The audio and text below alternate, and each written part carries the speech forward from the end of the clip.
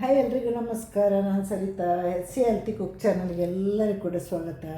ಇವತ್ತು ಸೂಪರಾಗಿರುವ ಸಿಂಪಲ್ಲಾಗಿರೋ ಒಂದು ಕ್ವಿಕ್ ಉಪ್ಪಿನಕಾಯಿ. ಇದು 3 ಡೇಸ್ ನಾನು ಹಾಕಿ ಆಗಿದೆ. ಅಂಬಟೆಕಾಯಿದು ಉಪ್ಪಿನಕಾಯಿ.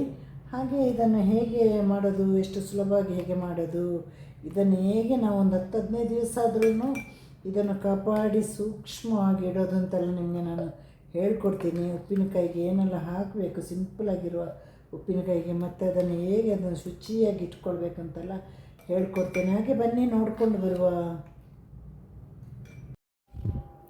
ಉಪ್ಪಿನಕಾಯಿಗೆ ನಾನಿಲ್ಲಿ ಅರ್ಧ ಕಿಲೋ ಅಂಬಟೆಕಾಯಿನ ತಗೊಂಡಿದ್ದೇನೆ. ಇದು ಊರಿಂದ ತಗೊಂಡು ಬಂದಿರೋದು. ಈಗ ಇದನ್ನು ಚೆನ್ನಾಗಿ ತೊಳೆದು ಬೆಂಡೆಕಾಯಿನ ಒರೆಸಿದಾಗ ನೋಡಿ.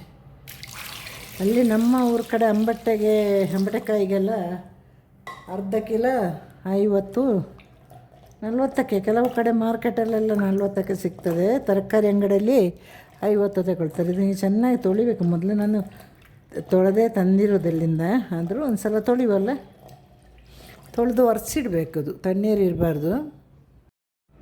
ಈಗ ಇದನ್ನು ತೊಳೆದು ಒರೆಸಿಟ್ಟಿದ್ದೇನೆ. ಆಯಿತಾ? ಚಿಕ್ಕ ಅಂಬಟೆ ಏನಾದರೂ ನಮಗೆ ಕಟ್ ಮಾಡ್ಬೋದು. ಹಾಗೆ ನೋಡಿ, ಈ ಸ್ವಲ್ಪ ಇದು ಬಲ್ತಾಂಬಟ್ಟಾದಾಗ ನಾವು ಗುದ್ದಬೇಕು. ಹೀಗೆ ಪ್ರತಿಯೊಂದನ್ನು ಈ ಥರ ಗುದ್ದಬೇಕು ನೋಡಿ.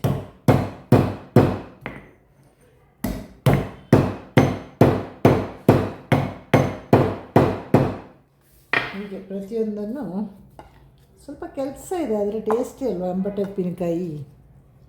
ಈಗ ಪ್ರತಿಯೊಂದನ್ನು ಈ ಥರ ಗುದ್ದಿ ತೋರಿಸ್ತೇನಲ್ಲ, ಅಂದರೆ ನೀವು ನನ್ನ ವೀಡಿಯೋ ಬಿಟ್ಟು ಓಡೋಗ್ತೀರ.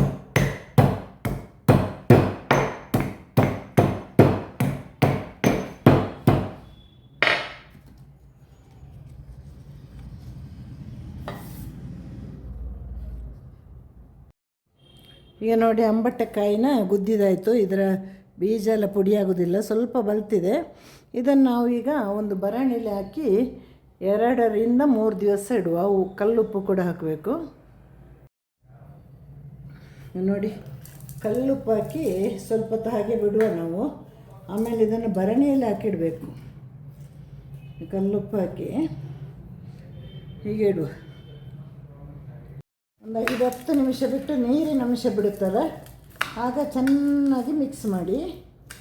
ಪೂರ್ತಿ ನೀರಿನ ಅಂಶ ಬಿಟ್ಟ ಮೇಲೆ ಒಂದು ಬರಣಿಗೆ ಹಾಕಿಡಿ. ಸೂಪರ್ ಅಲ್ವಾ? ಅದರಲ್ಲಿ ಮರಿ ಅಂಬಟೆಕಾಯಿ ಉಪ್ಪಿನಕಾಯಿ ಹಾಕಬೇಕು. ಈಗ ಸಿಗೋದಿಲ್ಲ, ಆಯ್ತಲ್ವ? ಸೀಸನ್ ಮುಗಿತಾ ಬರುವಾಗ ಅದು ಬರ್ತೋಗುತ್ತೆ. ಇಷ್ಟು ಸಾಕು. ಒಂದು ಅರ್ಧ ಕಪ್ ಅಷ್ಟು ಹಾಕಿದ್ದೀನಿ ನಾನು.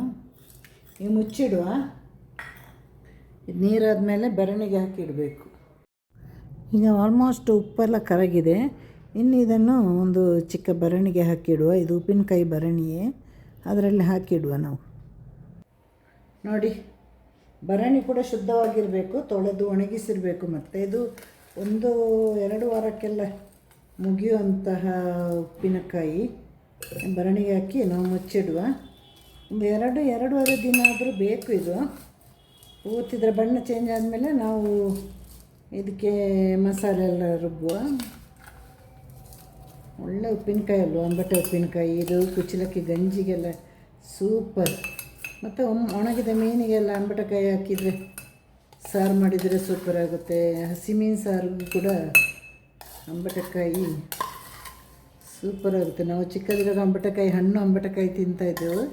ಹುಳಿ ಮತ್ತು ಬಾಯಲ್ಲಿ ನೀರು ಬರ್ತಾಯಿದೆ. ಹುಳಿ ಮತ್ತು ಸಿಹಿ, ಏನು ಸ್ಮೆಲ್.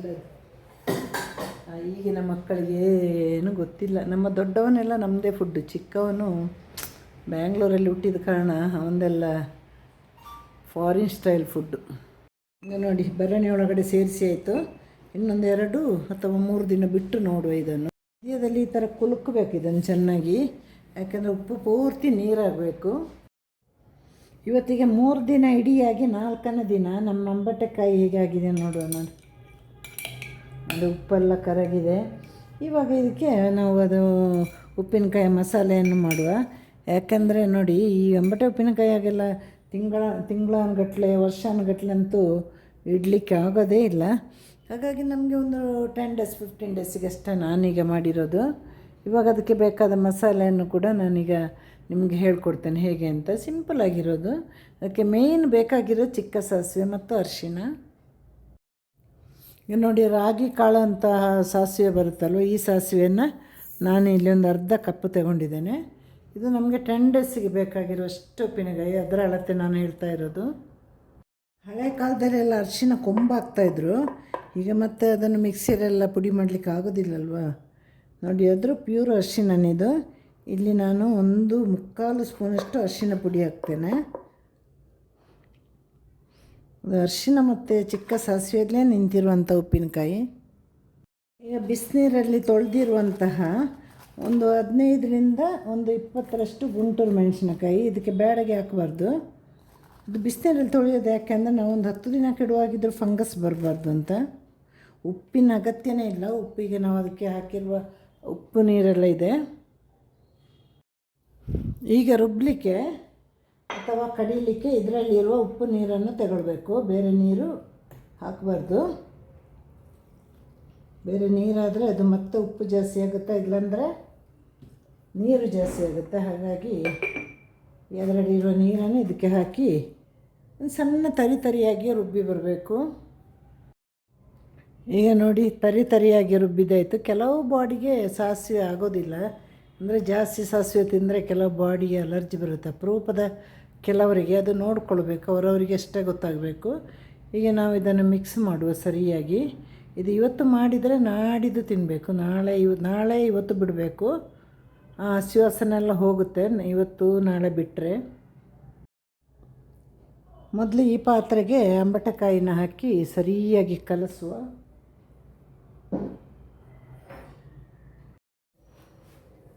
ಕಲಸಿದ ಮೇಲೆ ಮತ್ತೆ ಭರಣಿಯಲ್ಲೇ ಹಾಕಿಡಬೇಕು. ನೋಡಿ,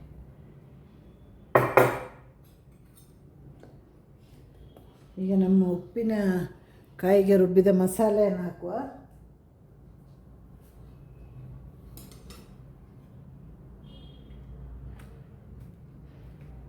ಇದಕ್ಕೆ ಮತ್ತೆ ಸೇರಿಸ್ಬೇಕಂದ್ರೆ ಬಿಸಿನೀರೇ ಸೇರಿಸ್ಬೇಕು. ಇದು 1 ದಿನ ಆಗಲಿ 10 ದಿನ ಆಗಲಿ 1 ವರ್ಷನೇ ಆಗಲಿ, ಈ ಉಪ್ಪಿನಕಾಯಿಗೆಲ್ಲ ಬಳಸೋ ನೀರು ಮಾತ್ರ ಕುದಿಸಿ ಆರಿಸಿದ ನೀರಾಗಬೇಕು. ಯಾಕಂದರೆ ಅದಕ್ಕೆ ಬೇಗ ಫಂಗಸ್ ಬರೋದು. ಅದು ನಮಗೆ ಗೊತ್ತಾಗಲ್ಲ ಫಂಗಸ್ ಸೇರಿದರೆ. ಹಾಗಾಗಿ ಈಗ ಚೆನ್ನಾಗಿ ಕಲಸಿ ಮತ್ತೆ ಇದನ್ನು ಭರಣಿ ಒಳಗಡೆ ಹಾಕಿಡಬೇಕು. ಈಗ ಸಾಕು, ಇಷ್ಟು ನೀರು ಸಾಕು. ಅದು ಕುದಿಸಿ ಹಾರಿಸಿರುವ ನೀರನ್ನೇ ಆಗಬೇಕು. ನೋಡಿ, ನಮ್ಮ ಅಂಬಟಕಾಯಿ ಉಪ್ಪಿನಕಾಯಿ ರೆಡಿ ಆಯ್ತು. ಈಗ ಸಿಂಪಲಾಗಿರುವ ಸೂಪರಾಗಿರುವ ಒಂದು ಉಪ್ಪಿನಕಾಯಿ ಇದು. ಎಲ್ಲರೂ ಕೂಡ ಇದನ್ನು ಮನೆಯಲ್ಲಿ ಮಾಡಿ ನೋಡಿ. ಕ್ಯಾರೆಟ್ ಸೌತೆಕಾಯಲ್ಲಿ ಮಾಡ್ಬೋದು, ಹಾಗೆ ಎಲ್ಲ ತರಕಾರಿಯಲ್ಲೇ ಹಾಕಿ ಮಾಡ್ಬೋದು. ಹಸಿಮೆಣಸಿನಕಾಯಿ, ಕ್ಯಾರೆಟ್, ಸೌತೆಕಾಯಲ್ಲಿ ಒಂದು ಈ ರೀತಿ ಉಪ್ಪಿನಕಾಯಿ ಏನು ಹೇಳೋದು, ಒಂದು 3-4 ದಿನಕ್ಕೆ ಬೇಕಾದಷ್ಟು ಮಾಡ್ಬೋದು. ನಿಮ್ಗೆ ಏನೇನು ಇಷ್ಟದ ತರಕಾರಿ ಇದೆ ನೋಡಿ, ಬೆಂಡೆಕಾಯಿ ಎಲ್ಲ ಬಿಟ್ಟು ಈ ರೀತಿ ತರಕಾರಿಲೆಲ್ಲ ಇರೋ ಥರ ಉಪ್ಪಿನಕಾಯಿ, ಸಿಂಪಲಾಗಿರೋ ಉಪ್ಪಿನಕಾಯಿ ಮಾಡ್ಬೋದು. ಹೀಗೆ ಮನೆಯಲ್ಲಿ ಮಾಡಿ ನೀವು. ಹಾಗೆ ನನಗೆ ಲೈಕ್ ಮಾಡಿ, ಕಮೆಂಟ್ ಮಾಡಿ, ಶೇರ್ ಮಾಡಿ, ಸಪೋರ್ಟ್ ಮಾಡಿ. ಮತ್ತಷ್ಟು ಒಳ್ಳೆಯ ವೀಡಿಯೋನ ನನ್ನ ಕಡೆಯಿಂದ ನಿಮಗೆ ಕೊಡ್ತೀನಿ. ಎಲ್ಲರ ಸಪೋರ್ಟ್ ಕೂಡ ಇರಲಿ. ಟಾಟಾ, ಬಾಯ್, ಸಿ ಯು, ಟೇಕ್ ಕೇರ್.